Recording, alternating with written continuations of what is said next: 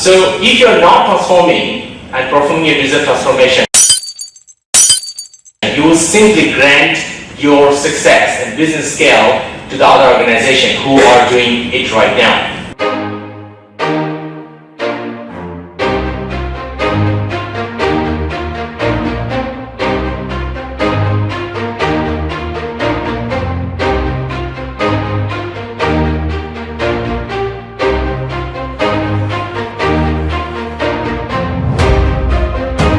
So what I'm going to tell you in the very first line here, when it comes to digital transformation talk, there's a lot of theories, there's a lot of ideas, but when it comes to actually doing it, very few speakers actually talk about what is going to be done, or it's going to be some IoT company who try to sell you a product and how much you need to pay and why you should be paying for it.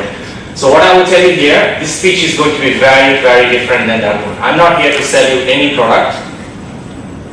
I'm here to give you my experience, what I have done for other organizations, including RMIT Vietnam.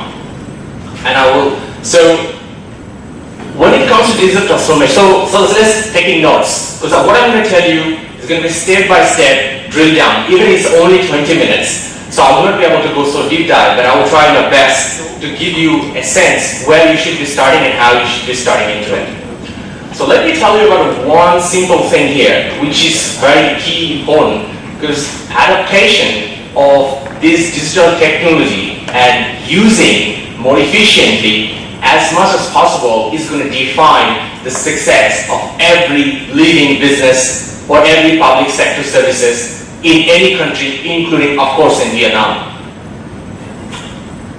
If you are not looking into it, if you think that it's not something important to you, you are not looking into it, some people are working on it, I'm working on it. So I'm here to talk about the things what I have done. I will not be talking much about what I'm doing right now, because this is my core value. I only love talking about what's done already.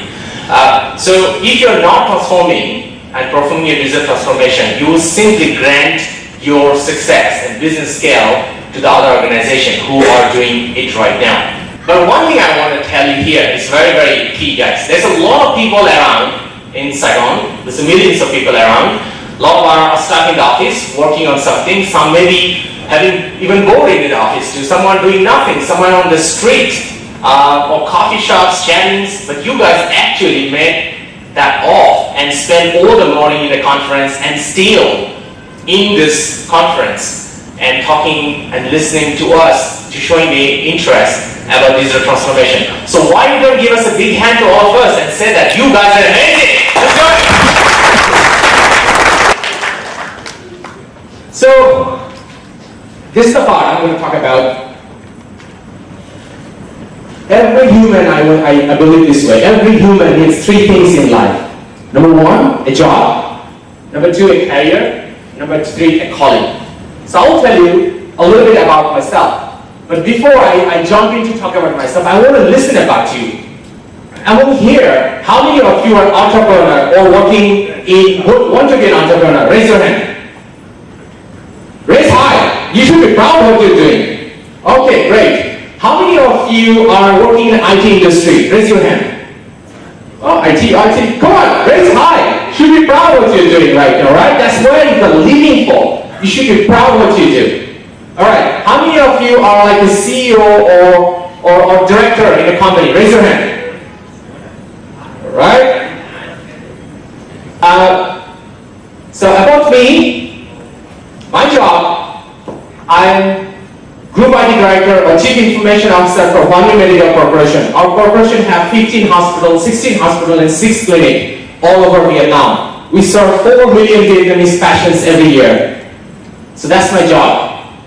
And my career is about, I work on transformation. I help the organization to scale the business, scale their volume and portfolio so they can be achieving more bigger goals. I have done it for RMIT Vietnam. I established the whole campuses of RMIT Vietnam, 3 campuses. And any technology piece you see in RMIT, online, offline, is all my projects. I deployed it in 2013 to 2018, this 5 years period of time. That's my career. The last thing is my calling. I also have a calling too. I just don't want to live for myself. I want to live for other people. So I want to give people. So that's why I found a non-profit organization who work on quality health and education for Vietnamese people. This organization has right now 300 people and supported 250,000 people last 2 year time. So as you see in the logo, we work on the United Nations Sustainable Development Goal, quality health and education for everyone. And yes, 72 partnership for goals. Let's back to the track, what I'm talking. So I want to go very keen and very touch base. I want to promise few things here, very first line. Number one, I will be speaking only English. I will put IT out of the picture because I want to make sure that every one of you can understand what I'm talking. The second thing, I already promised, I'm not going to sell you any product. What? So you may be thinking that, oh my God, what does this guy want actually? The only thing I want, you listen what I'm doing, because I'm going to tell you which can help your business to grow. And the only thing I want return, when you become successful, you go home and you implement something. You say that in this conference, there was a guy named John told you something which helped you to achieve more bigger goals. That's the only thing. That's the only piece I want. So, let me pull this out. I think I have it in the pocket. This is a bill. Because I told you I'm going to speak only English. This is a bill. It's money. When it comes to money, people always like to use this term. Making money, saving money. But do we really make money? We don't make this thing. It's made by the government. We do something else. We collect money. We exchange money between us. We give it to you, she give it to me, I give it to her, she give it to me. We exchange money. And then we use money. I want to buy a coffee, I want to pay my rental, I buy a car, I buy a house. So I collect money and I use money. That's what I do. And I believe everyone in this room doing the same as well too. Otherwise you will not be living being in this world. So why am I talking about money? Hang on. I'm going to come to you in a short period of time. So again, this is books. We used to read a lot of books. There used to be a lot of libraries. Used to have, so what is this book for? Used to have information. Used to have a lot of knowledge. We used to read those books and load it in our brain, right? And try to process and try to make a knowledge to do something for our life, for our family, for our business, or for our friends. Overall, for this human race.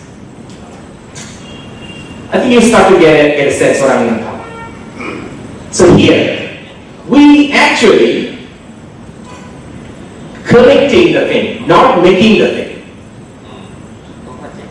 And we're using the thing, not just only saving or storing the thing.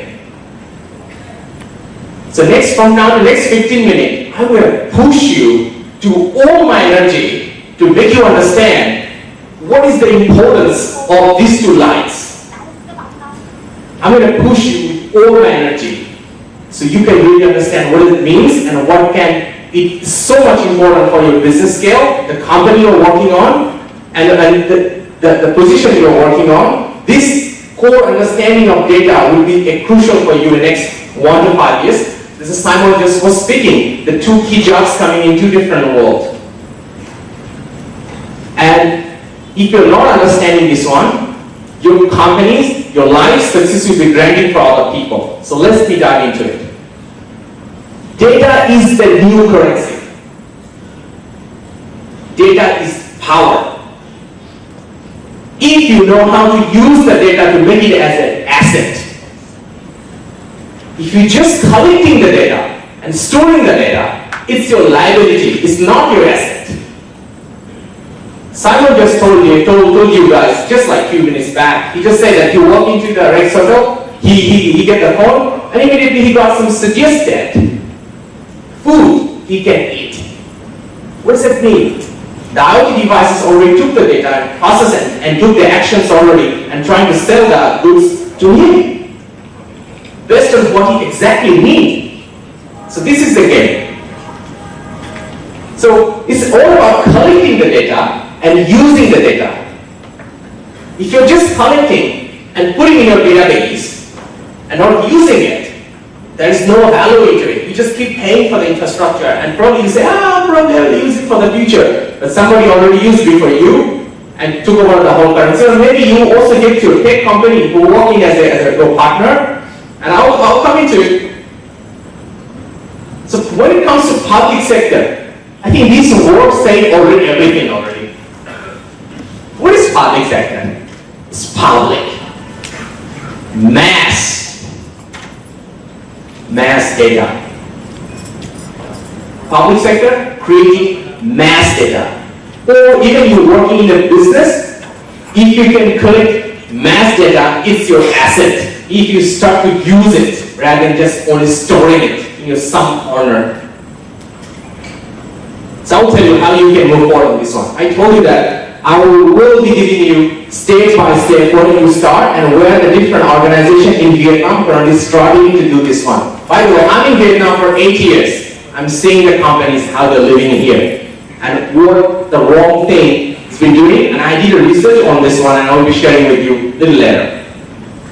So public sector is all about the data. You need to hold the data, use the data, so you get maximum use of the leverage of or moving forward of your business and strategy.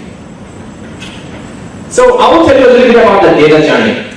How the data journey really starts. It's all about the past and the present. So if you already have a lot of past data already and you haven't used it, but it's been luckily being stored by some of the IT people of your company. So start looking into the data. Start to put analytics into it. And based on this one, you start to design new products. You understand what the market really wants. And then you can even create new services, or even you can also update your present product too. There was a lot of aloe milk tea. It was been very popular in Vietnam. They go out of business. They used to be the market leader. They used to have a dominating the market. That milk tea is out of this. That last shop was being closed. Bobby Browser was one of the shops who was everywhere. The really last shop lost in RMIT because RMIT kept it alive.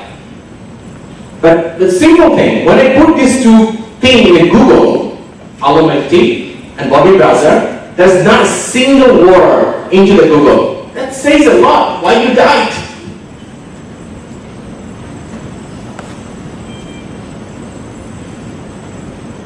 So again, it's 2 or 3 steps. You look at the past, what data you have, you start to look into the data, you start to create new product, and think about what product you have, what you can optimize, and you can move ahead, build a roadmap to optimize even better, day by day, your product too. And the future, based on the present understanding and the market value, you can also even design new product for the future to make sure that you stay ahead in the business or in the public sector, to make sure that what your customer really need. For me, everybody is a customer. You are a public sector provider or you are a public or private sector provider. Everybody who receives your service is your customer.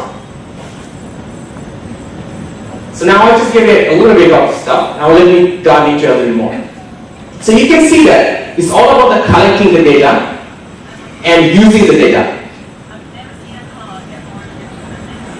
And everything, and now it's a thing like you can understand, everybody wants to keep our money. Think about the fintech industry simply took 33% of the market share of the banks. Everybody wants to keep our money. And the banks are still not transforming. In next 7 to 10 years of time, almost 30 billion users will be into the IoT space, and this 33 market share will go up to 60 or 75%. I'm just speaking one of the industry, banking industry, and they're still not transforming. Bank, you have your competitive advantage, and you're giving the data someone's hand, giving your currency to someone's hands.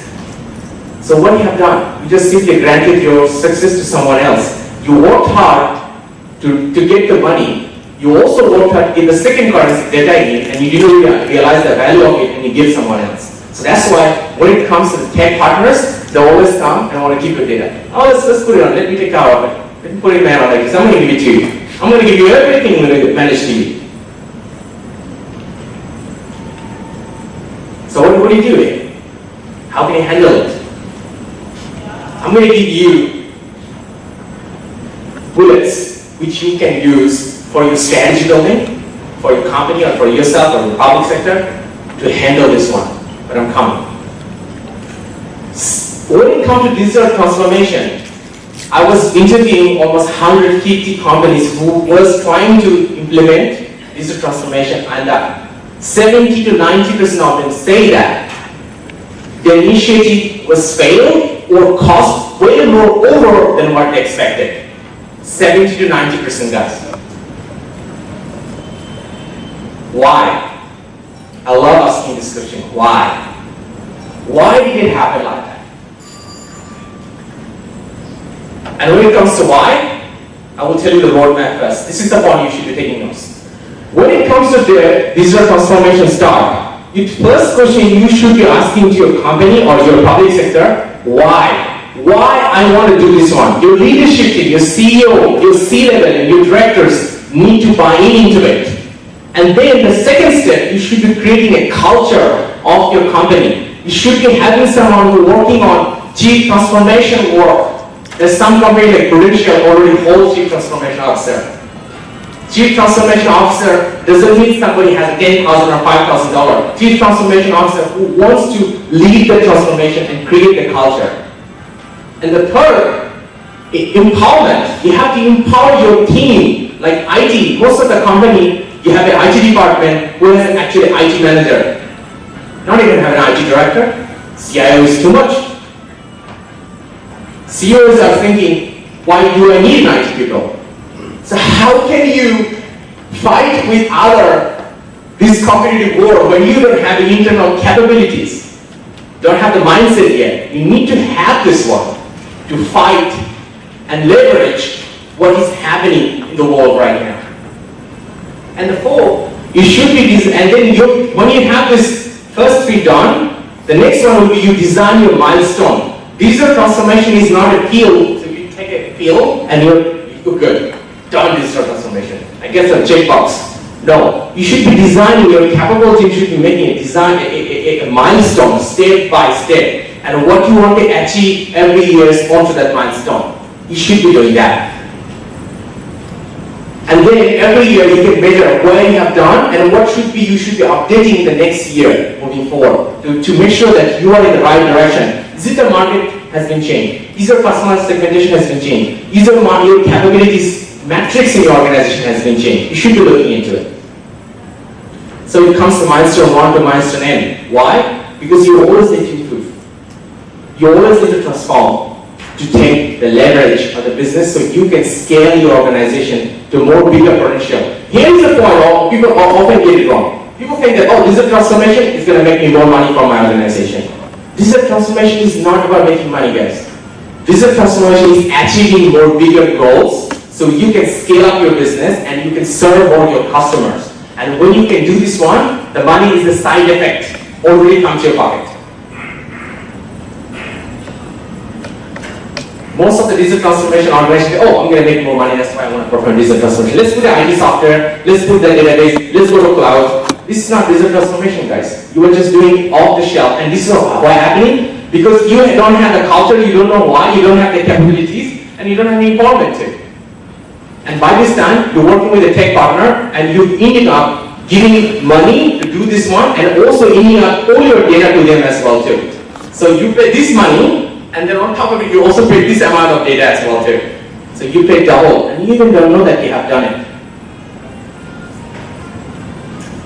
So this is the why. This is why. Because 20 to 40% of these companies set up a wrong goal. Because I want to perform digital transformation because I want to make more money. Our company want to make more money. That's why 20 to 40% of them fail. 20 to 50% fail because they did not have a culture. They didn't have a team or a chief transformation officer or a responsible person who will actively drive the transformation. You don't have it. And the third thing is 50 to 70% of them didn't have the local capabilities. They thought that I'm going to take a partner and outsource the whole thing, and they will get it done for me. And they pay double, and finally, those partners just check box, get it done. But in organizations still have the problem. They haven't achieved what they need to be done. So just to summarize, I'm running out of time. Just keep bringing me over there. So I'm going to wrap it up very fast here. So first thing, these are the key bullets you should be thinking about when it comes to digital transformation. The first one, you should be assess your in-house capability so you can build your right culture, which is second thing. And when you assess your in-house capability, you can add more. And third thing, if you don't have in-house capabilities, think about to work consultant on your side, not in your tech partner only. Because tech partner always come with their great team, have a lot of experience, and you have no one in your brain because your IT team is way too behind. You can call them IT manager, maybe the capability is not even IT manager level yet. You have not, or maybe you have an IT manager, but to deal with those skilled partner consultant, you need someone like a quality, knowledgeable person, which you don't have, and that's why you're going to struggle with him. So these are the three things you should be getting it right. I think my time is almost getting to be up. I'm in LinkedIn. Get me connected in LinkedIn. I'm happy to give you more support and more advice. I'm here more another 30 minutes. I'm going to take any questions you want to do. I'm going to sit in the middle, so please feel free to come. I don't bite. Just come over and we'll talk. Alright? And as we're almost running out of time, so I'm going to be here another 30 minutes. Connect with me. I would love to talk and give you any detailed feedback because 20 minutes is way too short. Because with this topic, I can run a month of program to train you how to do digital transformation. Thank you. Thank you very much.